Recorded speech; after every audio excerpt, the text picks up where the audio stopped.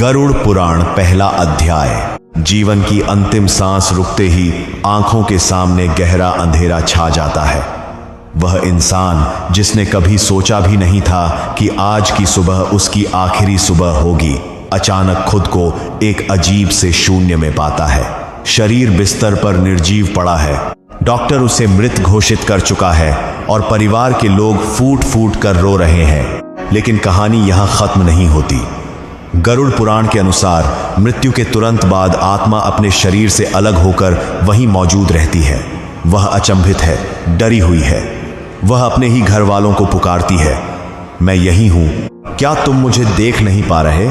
लेकिन उसकी आवाज किसी को सुनाई नहीं देती। वह उस लोक की सीमा पार कर चुकी है। मोह के वश में होकर वह आत्मा अपने सबसे प्रिय लोगों को छूने की कोशिश करती है।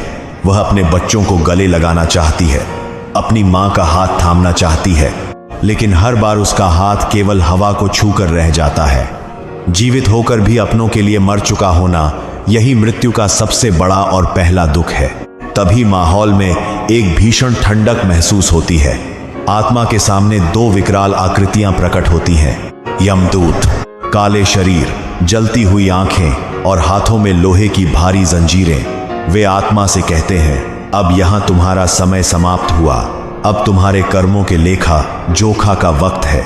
यहीं से उस वास्तविक यात्रा की शुरुआत होती है जहां संसार का कोई भी रिश्ता, धन, दौलत या रुतबा काम नहीं आता। केवल कर्म ही वो इकलौती भाषा है जिसे ब्रह्मांड पहचानता है। गरुड़ पुराण का यह पहला सत्य हमें बताता है कि मृत्यु अंत नहीं, बल्कि एक ऐसे द्वार की शुरुआत है जिसके उस पार केवल और केवल सत्य का वास है।